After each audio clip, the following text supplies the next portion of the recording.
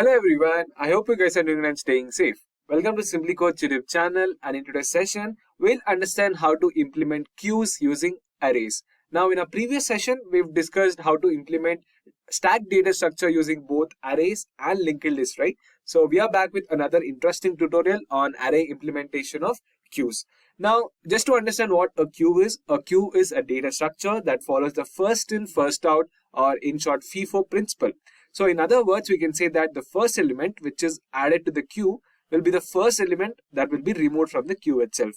Now, a queue can be implemented using various data structures like arrays and linked lists. And in today's session, we will be understanding in detail on how to implement queues using the fundamental data structure which is array. Now, if you want to learn more about queues, we have a dedicated video on that on our channel. So make sure you check that out, and we'll leave the link in the description below.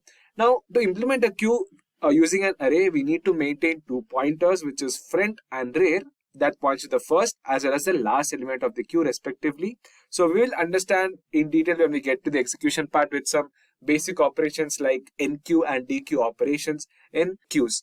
But before we begin, if you're new to the channel and haven't subscribed already, consider getting subscribed to our channel SimpliCode to stay updated with all the latest tech content, and hit that bell icon to never miss an update from us. So without any further ado, let's get started with today's topic. So as you can see, Visual Studio Code has started. So let us just write a comment which says implementing queues using arrays. Alright, so let us get into the execution part. So firstly, include the header files, which is #include iostream as usual, and using namespace std. So firstly, let us create a class queue where we will define a queue class that has an array of a maximum size of our limit, and then we will initiate two integer variables which are front and rear to keep track of the front and rear of the queue. So I'm just creating a class queue. So inside that I am giving a private member function, so which will take an array to store the queue element. So int array, and inside that I am passing maximum size. Now you need to allocate some memory for this array, right? So I am just initializing to some value. So let's say int max size is equals to, let's say, 100. So you can give it as per your choice. So I'm just giving 100 here. Next, we will create a pointer which is a pointer to the front of the queue, which will be of again int data type. So int front, and similarly we will create a rear pointer as well, which is a pointer to the rear of the queue. Alright. So next I'm taking a public class and I'm creating a constructor to initialize the front and rear pointers. So I'm just calling the queue function which you have taken queue, and inside that I am initializing front is equals to -1 and rear is equals to -1 as well. So firstly, let us create a function to check if the queue is empty or not. So let's just take a boolean function stating bool is empty. Now in queue data structure, we have isEmpty function, which is used to check whether the queue has any elements or not, so as to avoid the underflow exception while performing dequeue operation. So firstly, we are creating isEmpty function and we are checking if the queue is empty or not. So if front is equals to -1 and rear is equals to -1, so in such case we will return that the queue is empty, right? So return, so since it is a boolean function, I am writing return true, else return false. As simple as that, return false. Now similarly, we also have to check whether the queue is full or not. So for that also we are creating a function which is bool is full. Now just like isEmpty function in queues, we also have isFull function which is used to check whether any more elements can be added to the queue or not. So in order to avoid the overflow exception while performing the enqueue operation. So let's just write the code for that as well. So is full. Again, if rare is equals to max size of 1, max size minus 1, then in such case we will say that the queue is full, and then we will return. So return true, else return false. So I hope you've understood till now here. We've just created two member functions, which is empty and full, just to check whether the queue is empty or not. So let us now try to create a function to add an element to the rare of the queue. Now, in order to add elements to the queue, we have basically two functions, which is the enqueue member function, which is used to add an element to the queue, while dequeue is used to remove an element from the queue. So firstly, let us create a enqueue function which will add elements to our queue. So I'm just taking a void function, void enqueue, and we will pass value into that, which is int of a data type of int and a value x. So again, firstly we will check if the queue is empty or not, and we will say that it is overflow. So if a is full, I am passing the function. So in such case, we will return cout queue is overflow. Queue overflow, and we will return it. So in the line and return the value. Alright. Else if we have to check if it is empty or not. So I'm taking another condition, else if is empty. I'm passing the function again here. So will be empty if friend is equals to rare, which is equals to 0. In such case, we know that the queue will be empty. So if both these conditions are not met, then we will increase the rare value. So else we have another condition, else rare plus plus, we will increase the value.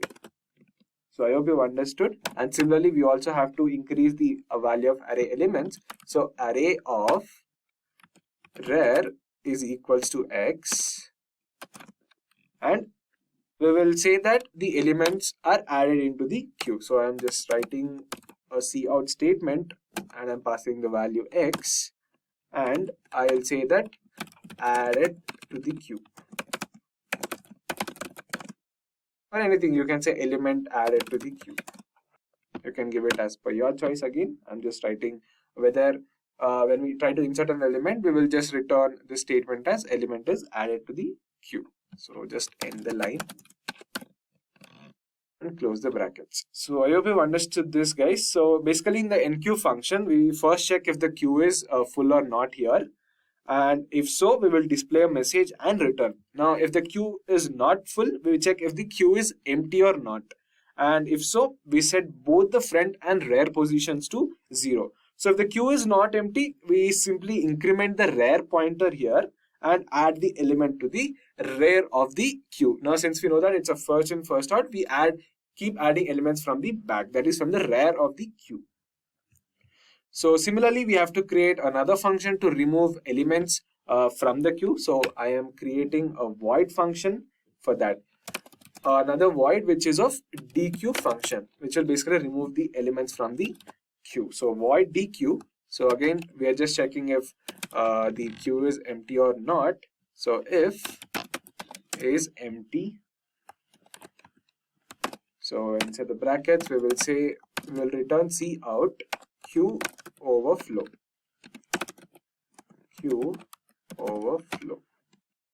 I'm sorry guys, queue underflow. For enqueue, we use queue overflow, which is we cannot add more than elements to that queue once the queue becomes full. Similarly, for dequeue, when we don't have the more elements to add, when there are elements that are less in the queue, then we state that it is underflow condition. So I'm just giving queue underflow condition here, and we will just end the line. Okay. And we will return the value.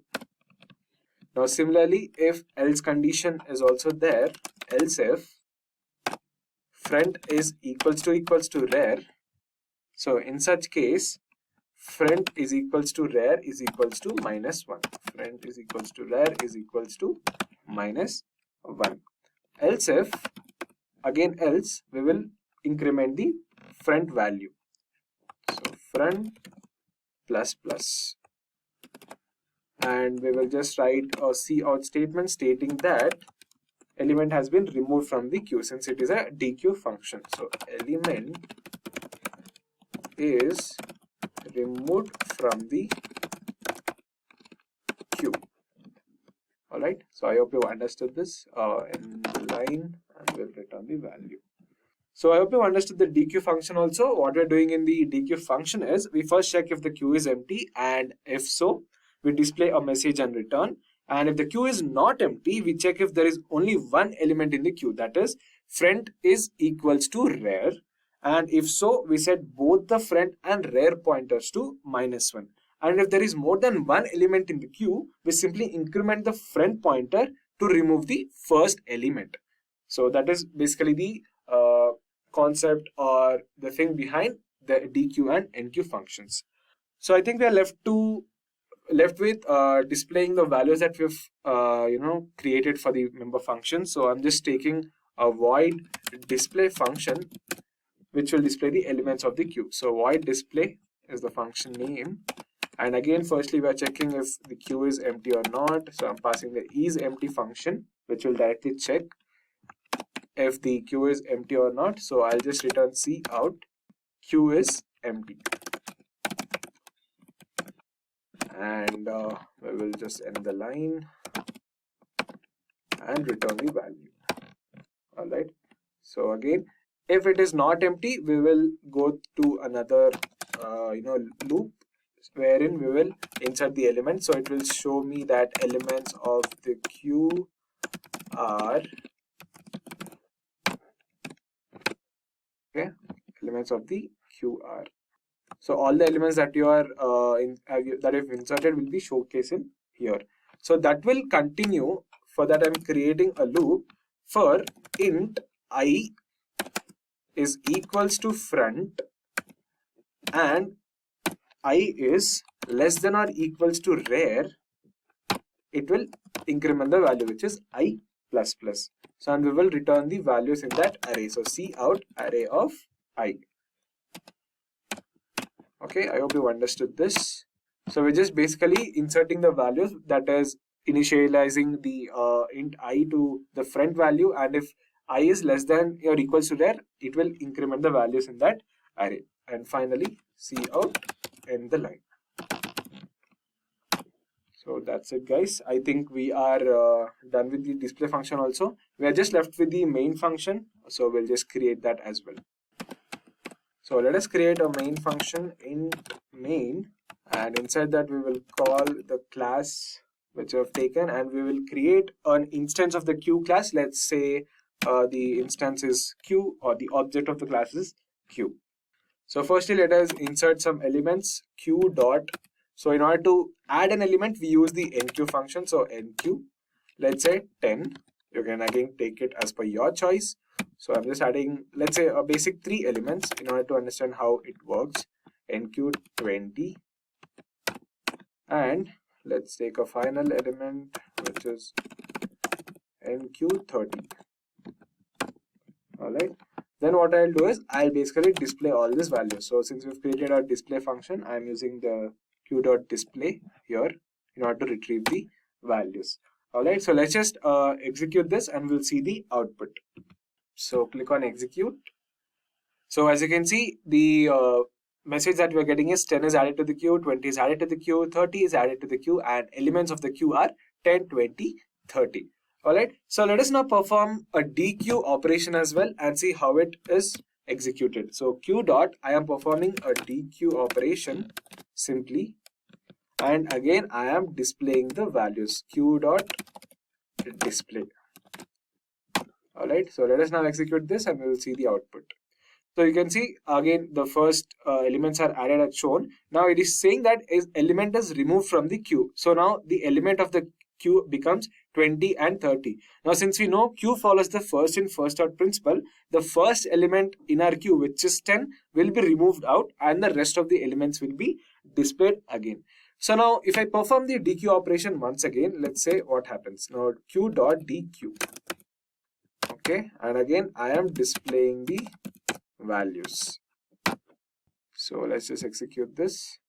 So now previously we had elements of the queue 20, 30, and again we are performing a dequeue operation. So it says that element is removed from the queue. Now the element which is present in the first position, which is 20, will be removed from the queue. So now only we are left with the last element, which is 30. Now what if we delete even the last element as well? So queue.dequeue. I'm performing the dequeue operation once again and again displaying the values in that list. So let us execute and we'll see the output. So now we are left with only 30 previously in our queue, right? Now even that element is removed from the queue. Now since there is no element in the queue, it is finally returning that queue is empty, which is basically what we have given the condition in order to display elements. So I think in this way we can implement the queues using arrays. So I hope you understood how to perform this implementation of queues using arrays in detail. So I think with that, we have covered pretty much what we have discussed in our agenda, wherein we discussed how to create, a class for our queues, and then we are understood how to perform the enqueue and dequeue operations, and we have displayed all the elements from our queue, and then we are trying to insert elements and performing some operations on that.